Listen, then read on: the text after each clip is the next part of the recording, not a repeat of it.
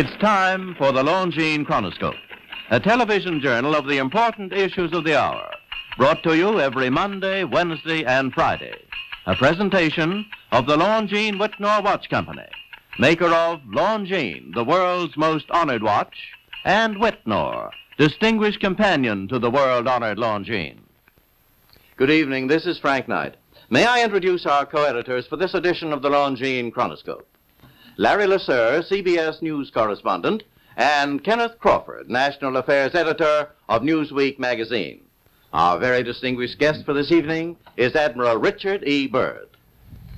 The North Pole used to be a no-man's land, but these are the days when, by buying a ticket on a commercial airliner, you can fly across the North Pole and drink a cocktail at the same time.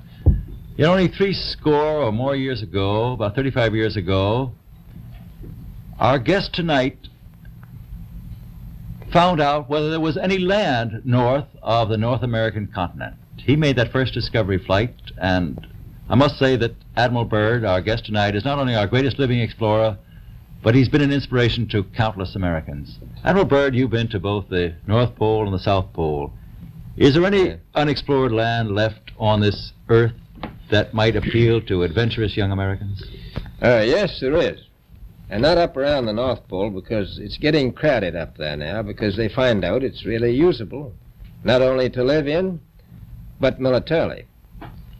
But strangely enough, there's left in the world today an area as big as the United States that's never been seen by a human being. And that's beyond the pole, on the other side of the South Pole, from Middle America. And I think it's quite astonishing that there should be an area as big as that unexplored. That's a tremendous So challenge. there's a lot of adventure left down at the bottom of the world. Well, Admiral, do you hope to see that? I do. Well, Admiral, Yeah. would you say that since you've been to both the extremities of Earth, are these expeditions to such far-off places, are they getting easier because of modern techniques, or is danger still close at hand? Well, it's a little risky, but nothing like it used to be with the old slow planes and the small cruising radius where we had to put down bases. We replaced the dog teams, and of course that was a big improvement. But now the planes go much faster and they are safer, and they have a much bigger cruising radius. You haven't got the danger of a terribly heavy load. Admiral, an expedition to which I believe you're the advisor is now en route. What is that expedition doing? Well, that's the icebreaker Atka, and it's a reconnaissance expedition. It's going down to the South Pole area to make certain observations and to look for some bases. They will be back in April, and they will report back, and upon the information we get from that undertaking, we will base the bigger expedition that's to follow.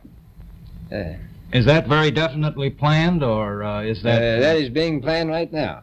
So I'm willing to say to you that there will be a number of expeditions that will follow, I think, year after year, at the bottom of the world, because the government has really become interested. Well, Admiral Byrd, I can understand, I think everybody can, the interest in the North Pole because it's so near our greatest challenger, Soviet Russia. But why this interest in the bottom of the world? Nobody living down there, is there?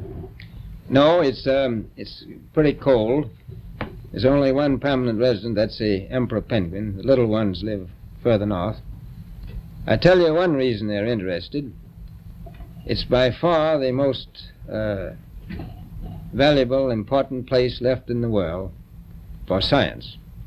That's why the scientific groups all over the nation are really interested. But more important than that, it has to do with the future of the nation, those to come after us, or even during your lifetime, because it happens to be an untouched reservoir of natural resources.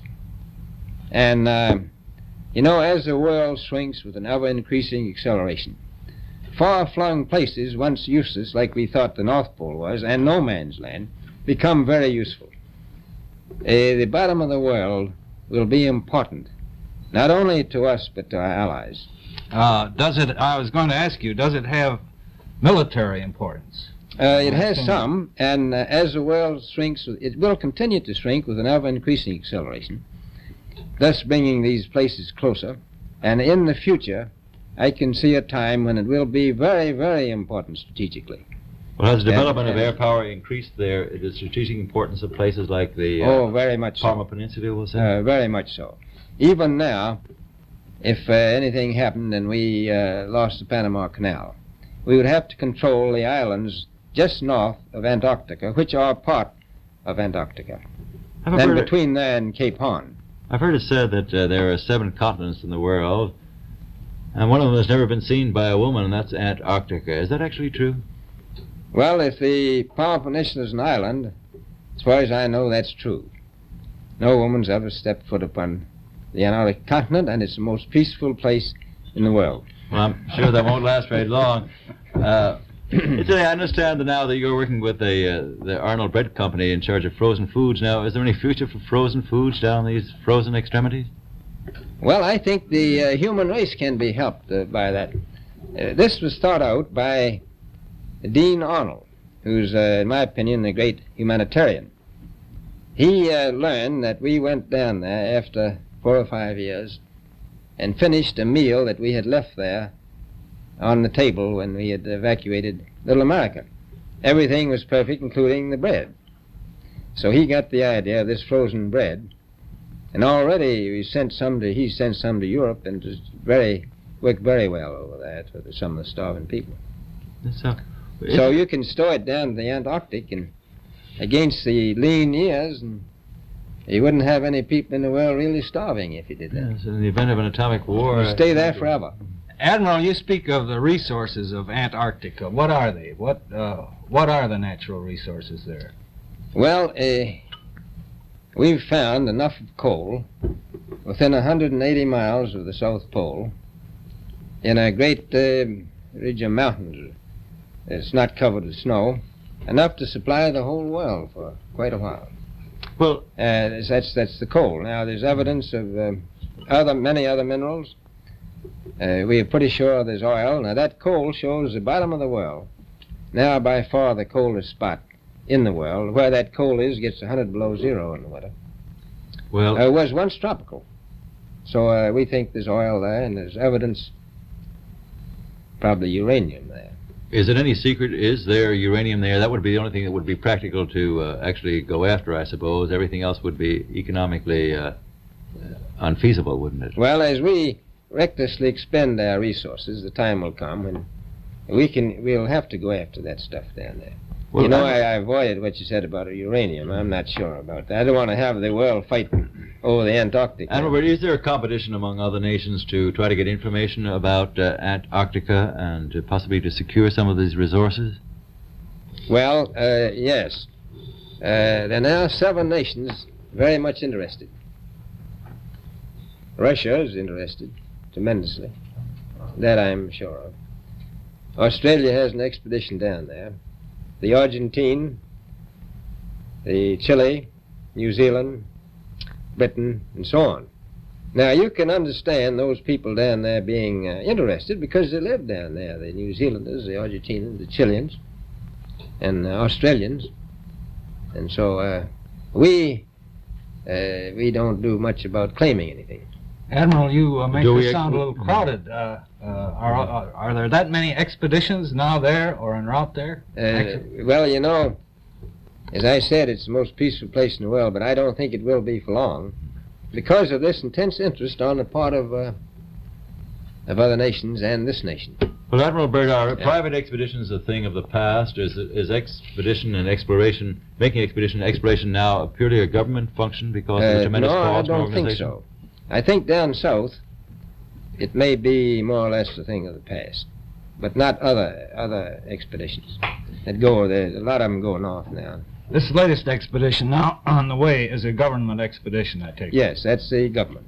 Admiral, may I ask you, is there a great difference between the top of the world and the bottom of the world? There is. Now, the North Pole is the center of an ocean 10,000 feet deep. The South Pole, the center of a plateau, 10,000 feet high. The North Polar Sea is surrounded by continents slightly frozen. The Antarctic continent is surrounded by a belt of ice frozen seas of at least 1,200 miles thick. Now, the south is a plateau. It gets in some places 14,000 feet up. I've been over areas about 13,000, and it's a little bit chilly up there. So there's that big difference between the top and bottom of the world. The north really isn't very cold up there on the Arctic Ocean. Not compared to the south. Admiral Byrd, we often hear it said that our young Americans now aren't as hardy as their forefathers. Do you think that Americans do measure up to the standards, the physical standards and morale standards of the past? I do. I don't believe that. I think they're just as hardy. Well, what would you say was the most valuable factor on an expedition? Is it morale, or physical courage, or is it sheer equipment? Well, I've always thought that loyalty was by far the most important trait. The British told me that when I first went down in 28, that I couldn't possibly get through the winter night without a mutiny if I took more than 20 men. But to serve science, I had to take 42 men. And then I took 56 the next time, and so on. And I did find that loyalty was the most important thing during the winter night when it's very hard on your nerves. I think that's best trait. Well, that's a very valuable characteristic at any time. Well, thank you very much, Admiral Byrd. It's been a great pleasure to have you here tonight. It's a pleasure to be with you. Yeah. The opinions expressed on the Longines Chronoscope were those of the speakers.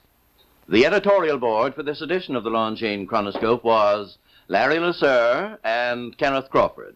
Our distinguished guest was Admiral Richard E. Byrd. A Longines watch makes the most perfect Christmas gift. It has beauty, elegance, and enduring quality, and a universal reputation as just about the finest of the world's watches. Now, actually, barring accident or abuse, the Longines watch that you give this Christmas will be better than new after 5 or even 10 years of daily use. Time holds no terrors for a Longines.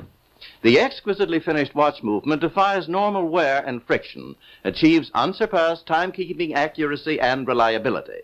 Thus does Longines inner quality match Longines outer elegance.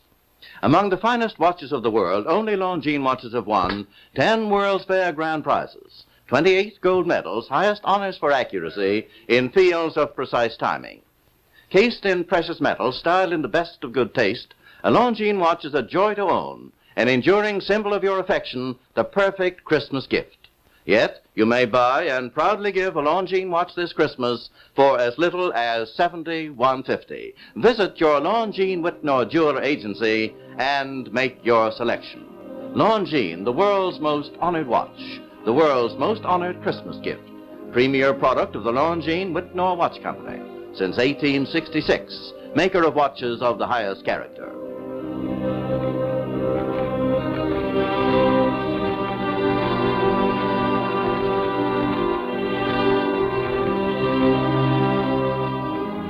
We invite you to join us every Monday, Wednesday, and Friday evening at this same time for the Longines Chronoscope, a television journal of the important issues of the hour, broadcast on behalf of Longines, the world's most honored watch, and Whitnor, distinguished companion to the world-honored Longines. This is Frank Knight, reminding you that Longines and Whitnor watches are sold and serviced from coast to coast by more than 4,000 leading jewelers who proudly display this emblem. Agency for Longines Whitnor watches.